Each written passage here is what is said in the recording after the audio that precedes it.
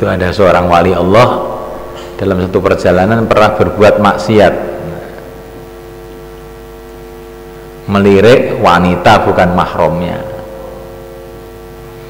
Terus setelah beberapa tahun dia sudah tobat gak karuan. Sudah beberapa tahun dia lewat lagi di tempat yang dia dulu pernah buat maksiat itu, langsung dia pingsan di situ. Jadi saking tidak sukanya pada maksiat itu, ketika dia melewati tempat yang dulu dia pernah bermaksiat di situ langsung pingsan.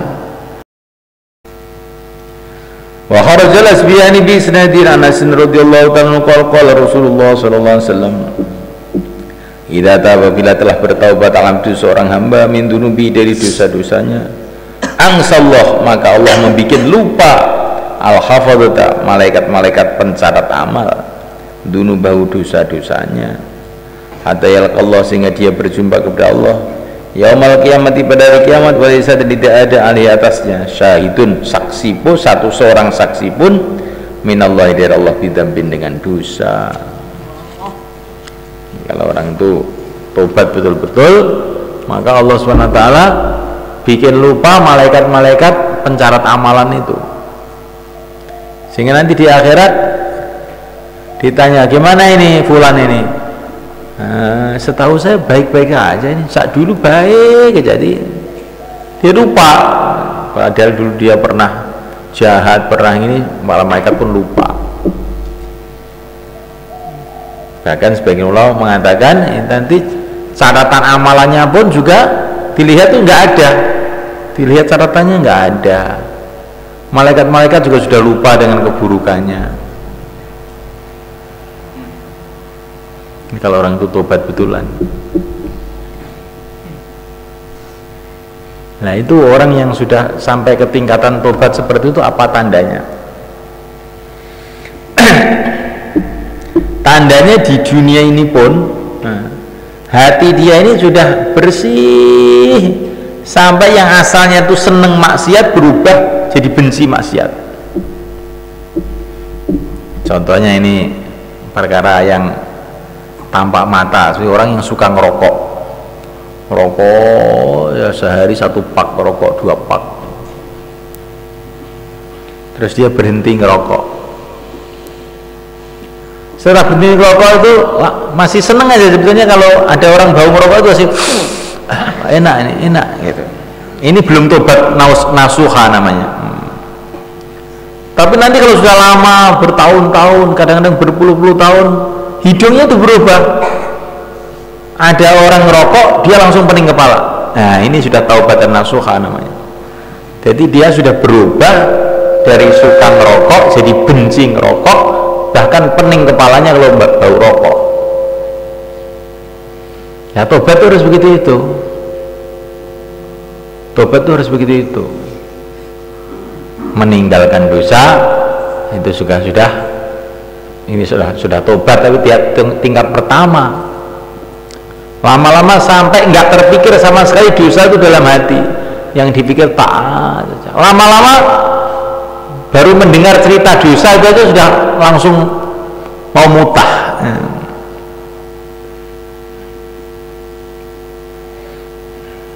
Biasanya suka jalan-jalan, ngeluyur kemana-mana, terus tobat.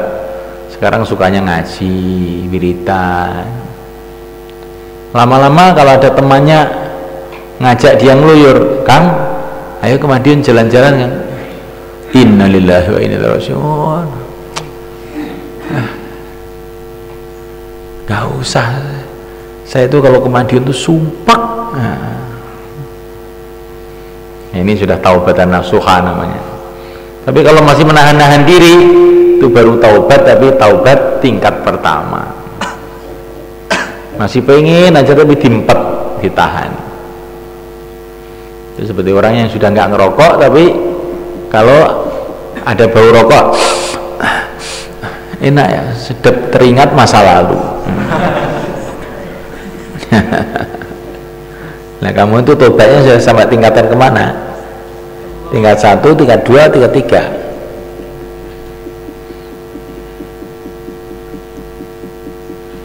Itu ada seorang wali Allah dalam satu perjalanan pernah berbuat maksiat, melirik wanita bukan mahramnya. Terus setelah beberapa tahun dia sudah tobat gak karuan.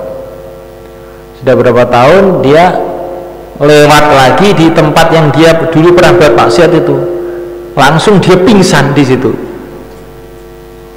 Jadi saking tidak sukanya pada maksiat itu, ketika dia melewati tempat yang dulu dia pernah bermaksiat di situ langsung pingsan.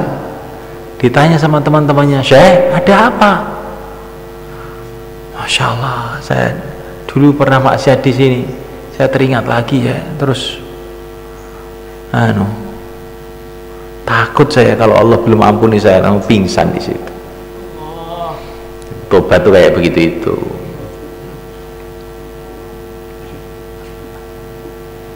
Apa yang sudah kamu tinggalkan karena Allah, itu jangan kamu lirik lagi. Sayyidina Abdullah bin Umar telah meninggalkan rumahnya, hijrah ke Madinah. Maka beliau ini sudah niat meninggalkan rumah karena Allah untuk hijrah ke Madinah. Ketika Mekah sudah menjadi negara Islam, beliau haji ke Mekah lewat rumahnya, rumah dia sendiri yang dulu dia sudah tinggalkan itu. Maka beliau itu merem, ya, memejamkan matanya, nggak mau melihat rumah itu. Ditanya, "Kenapa merem?" "Ini rumah ini sudah saya tinggalkan karena Allah, saya nggak mau lihat lagi." Nah, kalau saya lihat lagi itu seolah-olah saya itu meninggalkannya itu tidak ikhlas itu. Nah, kamu meninggalkan rumah untuk pesantren itu sudah ikhlas belum? Jangan sekali-kali mikir, jangan sekali telepon ke rumah. Ini tandanya ikhlas. Kalau masih ingin telepon, gimana berita rumah, belum ikhlas itu. Tapi sudah baik, mau mondok sudah baik, tapi itu baru tingkatan pertama. Kalau kamu keluar, terus katanya daftari, izin sama saya, daftari Mir. Ternyata bukan daftari, malah pulang. Nanti sore-sore tahu nongol lagi di masjid. Dari mana? Ya daftari. Daftar itu kan dari kantor. Lah kamu kantornya mana? Kantor saya di rumah. Oh, sekretarisnya istrinya itu ya? Iya. Pegawainya anaknya? Iya. Ya sama aja dengan bohong kalau gitu itu. Itu namanya keluar tidak sepenuh hati. Kita ini kalau keluar sepenuh hati, ini sudah saya tinggalkan karena Allah, sudah jangan dilirik lagi.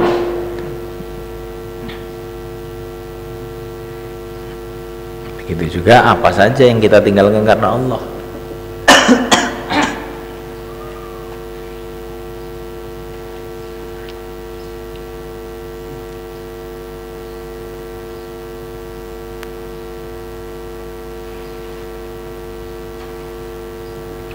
Seorang sahabat namanya Asim, ketika dia ini asalnya orang kafir, teman-teman kafirnya banyak, maka dia ini masuk Islam. Setelah masuk Islam, dia bersumpah, "Demi Allah, setelah saya masuk Islam ini, saya nggak mau disentuh sama orang kafir lagi. Orang kafir ini sudah membuat aku banyak kesalahan, maka saya nggak mau disentuh sama orang kafir lagi." Setelah itu Asim itu mati syahid dalam kejadian Bi'ru Ma'unah itu. Maka orang-orang kafir itu pada musyawarah itu ambil mayatnya Asim itu. Dia ini sudah banyak menyusahkan orang-orang musyrikin, tapi dibantai, sudah mati mau dibantai. Tapi ketika orang-orang kafir itu datang mau mengambil mayatnya Asim ini Allah kirim lebah untuk menjaga Asim ini, sehingga orang kafir itu mau menyentuh nggak bisa. Bagaimana dulu para sahabat itu loh, ketika meninggalkan kekufuran, meninggalkan masyarakat kufur itu sampai ke tingkatan dah nggak mau berhubungan sama sekali dengan masyarakat kufur itu, nggak mau bersentuhan lagi dengan orang kafir.